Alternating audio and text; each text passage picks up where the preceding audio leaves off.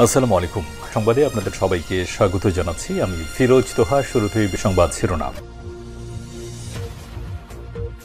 বাংলাদেশের সর্বশেষ গুরুত্বপূর্ণ আপডেট সংবাদে আপনাকে স্বাগত। শুরুতেই সংবাদ শিরোনাম, পরে বিস্তারিত। শুরুতেই জানাবো, আবারও মিয়ানমারে ত্রাণ সহায়তা পাঠালো বাংলাদেশ।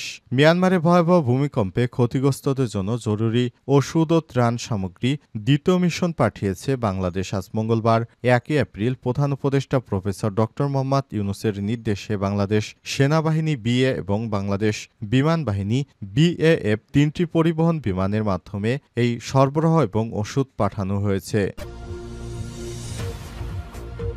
এরপর জানাবো, নীলফামারীতে বিএনপির দুই পক্ষের সমাবেশ, 144 ধারা জারি। নীলফামারীর জলঢাকায় বিএনপির দুই গ্রুপের একই স্থানে সমাবেশ ডাকায় 144 ধারা জারি করেছে স্থানীয় প্রশাসন। আজ মঙ্গলবার সকাল 9টা থেকে সন্ধ্যা 6টা পর্যন্ত জলঢাকা উপজেলা শহরে কার্যবিধি বলবৎ থাকিবে। এদিকে ভোটের অধিকার সবাই মিলে প্রতিষ্ঠিত করতে হবে বললেন খালেদা জিয়া। বিএনপির চেয়ারপারসন খালেদা জিয়া বলেছেন, আপনাদের এত সংগ্রাম বৃথা যেতে দেয়নি এবং যাবেও না। গণতন্ত্রকে প্রতিষ্ঠিত করতে হবে, সেজন্য সবাই, সমস্ত রাজনৈতিক দল একত্রে মিলেমিশে থাকতে হবে, পরস্পরকে সহযোগিতা করতে হবে। তিনি বলেছেন, দেশবাসীর যে ভোটের অধিকার তা সবাই মিলেই প্রতিষ্ঠিত করতে হবে। এবারে জানাবো, বকশীগঞ্জে নিজ ঘরে যুবকের ঝুলন্ত মরদেহ উদ্ধার।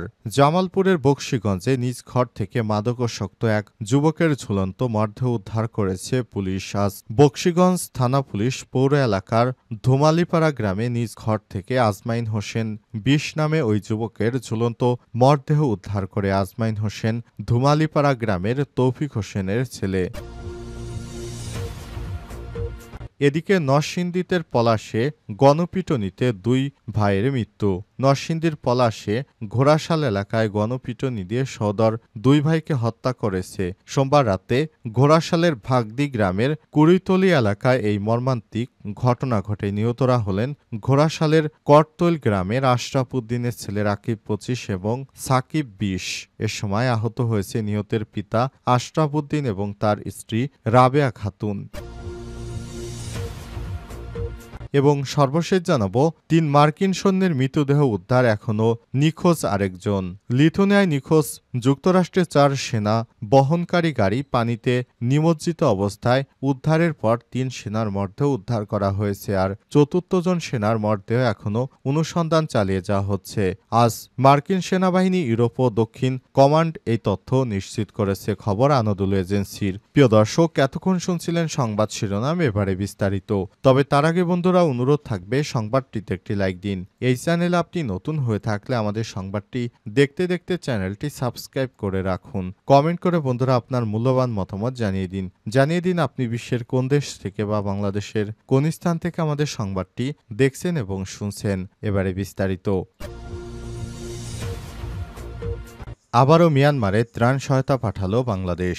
মিয়ানমারে ভয়াবহ ভূমিকম্পে ক্ষতিগ্রস্তদের জন্য জরুরি ওষুধ ও ত্রাণ সামগ্রী দ্বিতীয় মিশন পাঠিয়েছে বাংলাদেশ। মঙ্গলবার 1 এপ্রিল প্রধান উপদেষ্টা প্রফেসর ড মোহাম্মদ ইউনূসের নির্দেশে বাংলাদেশ সেনাবাহিনী বিএ এবং বাংলাদেশ বিমান বাহিনী বিএএফ 3টি পর্যায়ের পরিবহনের মাধ্যমে এই সরবরাহ ও ওষুধ পাঠানো হয়েছে।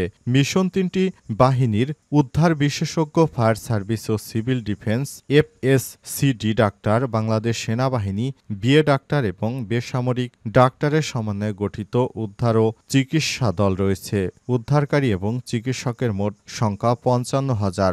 অতিরিক্তভাবে 3টি বিমানে 37 জন ক্রু সদস্য রয়েছে। উদ্ধার এবং চিকিৎসার দল তাদের আত্মরক্ষামূলক জিনিসপত্র, রেশন, স্বাস্থ্যবিধি সুবিধা, যোগাযোগ সরঞ্জাম, রান্নার সরঞ্জাম ইত্যাদি বহন করে। এছাড়াও ভূমিকম্পে ক্ষতিগ্রস্তদের জন্য 8 টন শুকনো খাবার, 2.5 টন পানি, 4 টন ওষুধ এবং 1 টন স্বাস্থ্যবিধি পণ্য এবং 1.5 টন ত্রাণ তাঁবু পাঠানো হয়েছে। এর আগে রোববার 30 মার্চ বাংলাদেশ সেনাবাহিনীর নেতৃত্বে বাংলাদেশের সশস্ত্র বাহিনীর মাধ্যমে মিয়ানমারে জরুরি ত্রাণ সামগ্রী প্রথম মিশন পাঠানো হয়েছিল, যার মধ্যে রয়েছে ওষুধ, তাঁবু, শুকনো খাবার এবং চিকিৎসা সরঞ্জাম। নীলফামারীতে বিএনপির দুই পক্ষের সমাবেশ ১৪৪ ধারা জারি। নীলফামারীর জলঢাকায় বিএনপির দুই গ্রুপের একই স্থানে সমাবেশ ডাকায় ১৪৪ ধারা জারি করেছে স্থানীয় প্রশাসন। মঙ্গলবার সকাল ৯টা হতে ৬টা পর্যন্ত জলঢাকা উপজেলা শহরে এই কার্যবিধি বলবৎ থাকিবে। জলঢাকায় ঢাকা থানার অফিসার ইনচার্জ সাজ্জাদ হোসেনের আবেদনের পরিপ্রেক্ষিতে উপজেলা নির্বাহী অফিসার জাহিদ ইমরুল মোজাক্কির আইন শৃঙ্খলা রক্ষার্থে ১৪৪ ধারা জারি করেছে। জানা যায়, ঈদ উল ফিতরকে সামনে রেখে জলঢাকা জাতীয়তাবাদী শক্তির ব্যানারে জলঢাকা উপজেলা স্বেচ্ছাসেবক দলের সদস্য সচিব আলমগীর হোসেনের নেতৃত্বে ঈদের ৩০৫ দিনব্যাপী জলঢাকা সরকারি পাইলট উচ্চ বিদ্যালয় মাঠে একটি মেলার আয়োজন করে। জলঢাকা বিএনপির বর্তমান সেক্রেটারি মইনুল ইসলাম এই বিষয়টা জানেন না। এ বিষয়ে তিনি জেলা কমিটির কাছে জানতে চায় তাদের কিভাবে অনুমতি দেয়া হলো। জেলা কমিটি থেকে তাদের জানানো হয়েছে সবাই মিলে এই আয়োজন করছে। এরই জেরে ঈদের আগের দিন রোববার আলমগীর হোসেনের নেতৃত্বে জলঢাকা উপজেলা শহরের মেলা উদযাপন কমিটির ব্যানারে একটি র্যালি বের করা হয়। মিছিলের পরই মইনুল ইসলাম ওই আয়োজনের উদ্যোক্তা কারা, এখনকার বিএনপিকে না জানিয়ে কারা এই আয়োজন করেছে এমন অভিযোগ তুলে মেলার গেট ভাঙচুর করেছে। এক পর্যায়ে উভয় পক্ষের মধ্যে ধা পাল্টা ধার ঘটনা ঘটে। এরপরও ঈদের দিন সোমবার রাতে উভয় পক্ষই মেলাকে কেন্দ্র করে মাইকিং বের করে সকাল 10টায় বিক্ষোভ মিছিলের ঘোষণা দেয়। তারই ধারাবাহিকতায় উপজেলা নির্বাহী অফিসার আজ সকাল ৯টা থেকে সন্ধ্যা ৬টা পর্যন্ত জলঢাকা পৌর এলাকার থানা মোড় এবং পেট্রোল পাম্প এলাকায় ১৪৪ ধারা জারি করে। এ ব্যাপারে জলঢাকা উপজেলা নির্বাহী অফিসার জাহিদ ইমরুল মোজাক্কির জানান, জলঢাকা পৌরসভার আওতাধীন জলঢাকা পেট্রোল পাম্প এবং জলঢাকা সরকারি মডেল পাইলট উচ্চ বিদ্যালয় মাঠ এলাকায় একাধিক পক্ষ হতে একাধিক স্থানে এবং বিভিন্ন সময়ে সভা সমাবেশ এর আহ্বান করেছে এবং উক্ত সমাবেশ ঘিরে এলাকায় চরম উত্তেজনাকর পরিস্থিতি বিরাজ করছে। এর ফলে আইন শৃঙ্খলা মারাত্মক অবনতির সহ রক্তক্ষয়ী সংঘর্ষে ১৪৪ ধারা জারি করা হয়েছে। ব্যাপারে বিএনপির দুই গ্রুপের মধ্যে কোনো পক্ষই মোবাইল রিসিভ না করায় তাদের বক্তব্য নেওয়া সম্ভব হয়নি। ভোটের অধিকার সবাই মিলে প্রতিষ্ঠিত করতে হবে বললেন খালেদা জিয়া। বিএনপির চেয়ারপারসন বেগম খালেদা জিয়া বলেছেন, আপনাদের এত ত্যাগ সংগ্রাম বৃথা যায়নি এবং যাবে না। গণতন্ত্রকে প্রতিষ্ঠিত করতে হবে, সেজন্য সকলেই ঐক্যবদ্ধ থাকতে হবে, পরস্পরকে সহযোগিতা করতে হবে। তিনি বলেন, দেশবাসীর যে ভোটের অধিকার তা সবাই মিলে প্রতিষ্ঠিত করতে হবে। গতকাল সোমবার ঈদ উল ফিতর উপলক্ষে লন্ডন থেকে ভার্চুয়ালি যুক্ত হয়ে দলের নেতাকর্মীদের সঙ্গে শুভেচ্ছা বিনিময় অনুষ্ঠানে সব কথা বলেছেন খালেদা জিয়া।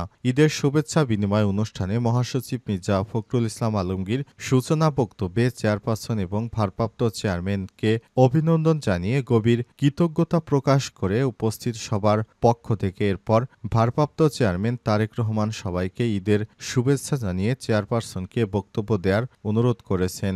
বিএনপি চেয়ারপারসন বেগম খালেদা জিয়া আবেগে আপ্লুত হয়েছে। দীর্ঘদিন পর একইভাবে সবাইকে দেখতে পেয়ে খালেদা জিয়া বলেছেন, দেশবাসী যে ভোটের অধিকার তা সবাই মিলে প্রতিষ্ঠিত করতে হবে। আমরা ঈদের শুভেচ্ছা, ঈদ মোবারক জানাচ্ছি। আপনারা আমাদের জন্য দোয়া করবেন। আমিও সবার জন্য দোয়া করছি, আল্লাহ যেন আমাদের সহায়তা করেন, আমিন। বকশীগঞ্জে নিজ ঘরে যুবকের ঝুলন্ত মরদেহ উদ্ধার। জামালপুরের বকশীগঞ্জে নিজ ঘরে মাদকাসক্ত এক যুবকের ঝুলন্ত মরদেহ উদ্ধার করেছে পুলিশ। সোমবার দিবাগত রাত ১টার দিকে বকশীগঞ্জ থানা পুলিশ পৌর এলাকার ধুমালিপাড়া গ্রামে নিজ ঘর থেকে আজমাইন হোসেন ২০ নামে ওই যুবকের ঝুলন্ত মরদেহ উদ্ধার করে। আজমাইন হোসেন ধুমালিপাড়া গ্রামের তৌফিক হোসেনের ছেলে। স্থানীয় সূত্র থেকে জানা গেছে, সোমবার রাত ১০টার দিকে নিজ ঘরে ঘুমানোর জন্য যায় আজমাইন হোসেন। তার বাবা তৌফিক হোসেন স্থানীয় ধুমালিপাড়া থেকে রাত ১১টার দিকে বাড়িতে ফিরে নিজ ঘরে ছেলের ঝুলন্ত মরদেহ উদ্ধার দেখতে পায়। পরে থানা পুলিশকে খবর দেয়া হলে রাত ১টার দিকে মরদেহ উদ্ধার করে থানায় নিয়ে যায় পুলিশ। স্থানীয়রা জানিয়েছে, আজমাইন দীর্ঘ সময় ধরে মাদকে আসক্ত ছিলেন। এ কারণে তাকে জামাল জেলা শহরের একটি মাদকাসক্ত নিরাময় কেন্দ্রে ভর্তি করা হয়। সেখানে জামালপুর ঈদের ২ দিন আগে আজমাইনকে বাড়িতে নিয়ে আসেন তার বাবা জামালপুর সেই নিরাময় কেন্দ্র থেকে। স্থানীয়দের ধারণা, মাদকের টাকা না পেয়ে আত্মহত্যা করেছে যুবক। বকশীগঞ্জ থানার ভারপ্রাপ্ত কর্মকর্তা ওসি খন্দকার শাকের আহমেদ জানিয়েছেন, মরদেহ উদ্ধার করা হয়েছে। ময়নাতদন্তের পরে জানা যাবে এটি মৃত্যু নাকি অপমৃত্যু। তবে এলাকাবাসীর ভাষ্যমতে সে মাদকের কারণেই আত্মহত্যা করেছে, কারণ তিনি মাদক ছাড়া কোনো কিছু বুঝতেন না। মাদক না হলে তার একটি দিনও চলতো না। এই মাদকের কারণেই তাকে তার বাবা একটি মাদক নিরাময় কেন্দ্রে ভর্তি করে রেখেছিল, কিন্তু ঈদের আগে সন্তানকে বাড়ি রাখতে চেয়েছিল, এটাই তার কাল হয়েছে। তাই ঈদের আগে সন্তানকে তিনি বাড়ি আনার পর বাবার কাছে আবারও মাদকের টাকা চায়। সেই টাকা না দেওয়ার কারণে অভিমানে ছেলে ঘরের আড়ার সঙ্গে ঝুলে মৃত্যু হয়েছে।